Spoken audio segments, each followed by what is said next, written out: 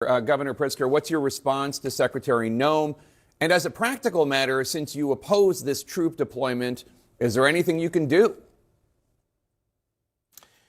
Well, good morning, Jake. And let me just say that the secretary doesn't know what she's talking about. She frankly says that people are clapping. They're not. They're booing her on the street, and they're booing ICE and CBP. They're marching, the CBP marching on a beautiful Sunday in Michigan Avenue in downtown Chicago. They're raiding neighborhoods where instead of going after the bad guys, they're just picking up people who are brown and black and then checking their credentials. Are you a U.S. citizen? I don't know about you, but I don't carry around papers that say I'm a U.S. citizen. So you can imagine people are getting detained. They're getting arrested, U.S. citizens. And they did this, of course, when they raided a building in the middle of the night in South Shore. 130 people that were emptied out of this building.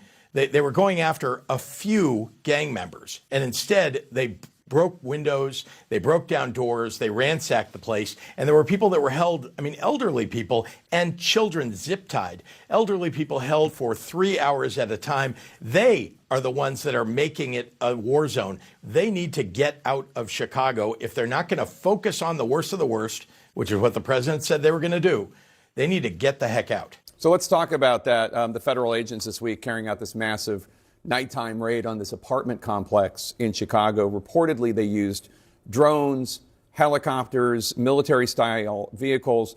A Border Patrol officer told the New York Times that snipers rappelled down to the roof of the building during the raid from a helicopter. What more can you tell us about this raid? Well, let me also mention that the Border Patrol shouldn't be there either.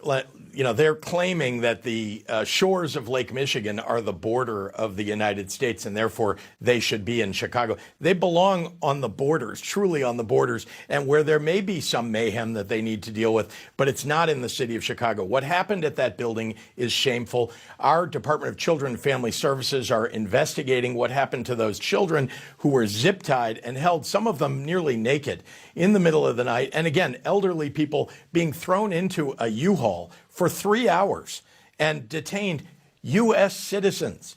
What kind of a country are we living in? And this raid at this building is emblematic of what ICE and CBP and the President of the United States, Kristi Noem and Greg Bovino, are trying to do. They want mayhem on the ground. They want to create the war zone so that they can send in even more troops. Now they're claiming they need 300 of Illinois' National Guard. Well, we didn't need them before they showed up. And what they ought to do is allow us to work with FBI, ATF, DEA, who are civilian law enforcement and understand how to target and take out the bad guys. DHS says that CBP officers shot and wounded a woman in Chicago yesterday after, they say, she allegedly rammed a law enforcement vehicle, and agents were boxed in by multiple cars.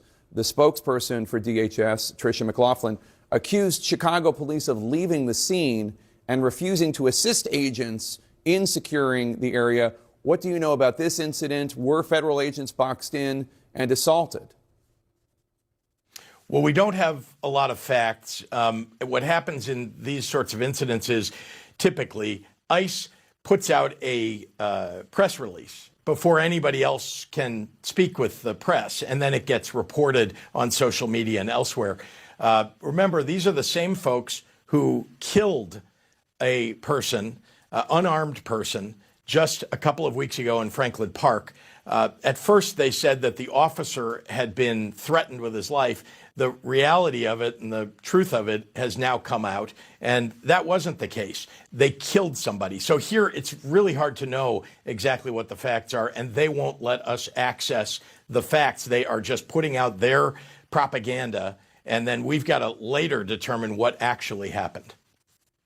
Trump is also trying to deploy the National Guard to Portland, Oregon, after a federal judge there, appointed by Trump, I should note, temporarily blocked that effort. Top White House advisor Stephen Miller blasted that ruling as, quote, legal insurrection and said, quote, the deployment of troops is an absolute necessity to defend our personnel, our laws, our government, public order, and the republic itself. What did you think when you saw that statement from Stephen Miller? Well, let's back up and remember this judge is a Trump-appointed judge. This judge actually said what I think should be said about all of what Donald Trump is doing, which is it's untethered from the facts. That's what the judge said, that what the government is doing, what Trump is doing is untethered from the facts. That's the case. He was claiming that it's mayhem on the on the streets of Portland. He's saying that, Chicago is a war zone. None of that is true. They're just making this up. And then what do? They fire tear gas and smoke grenades, and they make it look like it's a war zone. And they, get people on the ground. You want to react. You want something to happen. And unfortunately, they're using every lever at their disposal to keep us from maintaining order.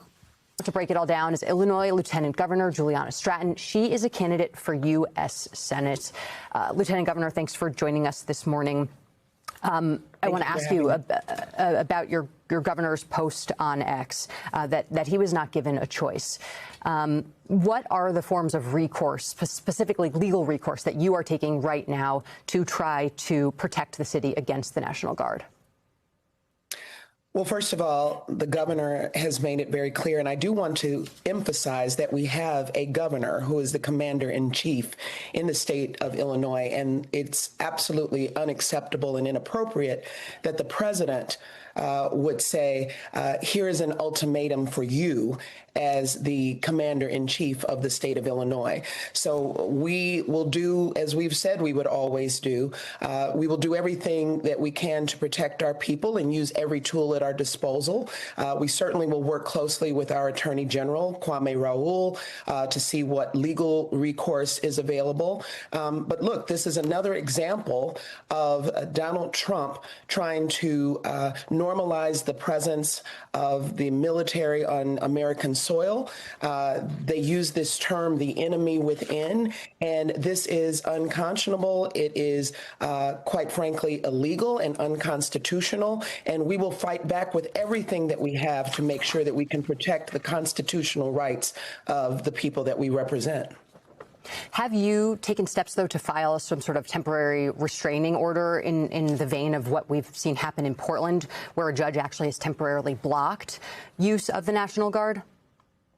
Well, we were grateful to see the decision that came out of Portland, and I think it just supports what we've always said, that this is illegal and unconstitutional and an overreach by this president, quite frankly. We are working with our Attorney General, who will, certainly make clear whatever legal action will be taken next, but we are looking at every single tool that's at our disposal. Lieutenant Governor, I think there are a lot of people watching who see that yesterday afternoon, JB Pritzker, your governor, tweets out that he got a message from the White House about this. So sometime on Saturday, I guess, why was there not a lawsuit ready? There's been weeks of Chicago being kind of warned, I guess, from the Trump administration that something like this would be happening. We saw what happened in LA with the Marines and what one of the judges said there that was struck down. But still, the question of, and I've talked to folks in Chicago about being prepared as soon as something is happening, right? So you're not caught back on your left foot. Why was there not a lawsuit already ready to file as soon as this actually came down? Well, you can't file a preemptive lawsuit. I mean, no, but you can get the stuff prepared to file the lawsuit as soon as the order comes through, you can do it. Well, I mean, remember, this is not an administration that is communicating with our administration. The Trump administration is not coordinating. We have been on the front lines. I mean, as you can imagine, our Attorney General has filed case after case after case. There's litigation that's ongoing. We are speaking out very clearly. We have coordinated as leaders here in Illinois. We came together and said this is not something that we want. But Donald Trump is determined to sow chaos. Look at what we're seeing happening. Illinoisans are being ripped from their families. We've seen children and women being zip-tied in the streets. So we are responding as quickly as we can to everything that is happening. And it doesn't mean that they're not already preparing and being anticipating. Of course, we've anticipated this because this is Donald Trump's playbook. He first wants to say, I need to get into Illinois and to the city of Chicago for aggressive aggressive ICE enforcement. And then when people react to it, we knew the playbook that he would then say, okay, well now, look, there's chaos, and so I have to federalize the troops. But remember, he said he was coming, and then he said he wasn't coming, and then I'm going to Portland, and then I'm going to Memphis. This is a president that does not lead with any level of stability. He's not normal as a president, and he's not a normal person. And so we have to respond to the best of our ability based upon the actions that are taken. What's happening in Chicago right now feels less like law enforcement and more like a scene straight out of a political thriller. Governor JB Pritzker didn't hold back in his interview, calling out what he says is a dangerous abuse of power by federal agencies. He paints a disturbing picture. ICE and Border Patrol not going after violent criminals, but instead targeting ordinary people, mostly brown and black residents, simply asking them to prove they're citizens. Imagine it. On a sunny Sunday afternoon, drones buzzing, helicopters hovering, snipers rappelling down rooftops, streets that should echo with music and laughter now sound like a war zone. Families terrified, elders zip-tied, children detained. Pritzker's words cut through the noise. They are the ones making it a war zone. Then comes Lieutenant Governor Juliana Stratton, doubling down. Her message? This isn't about public safety, it's about control. She accuses the Trump administration of trying to normalize military presence on American soil, framing citizens as the so-called enemy within. And honestly, that's a chilling thought. Because here's the bigger question. When state leaders are saying no, and federal agents still move in, what does that say about democracy? What happens when order becomes intimidation and security starts to look like occupation? This situation in Chicago isn't just a policy dispute, it's a wake-up call. When power goes unchecked, freedom starts to fade. And right now on the streets of Chicago, you can feel that tension.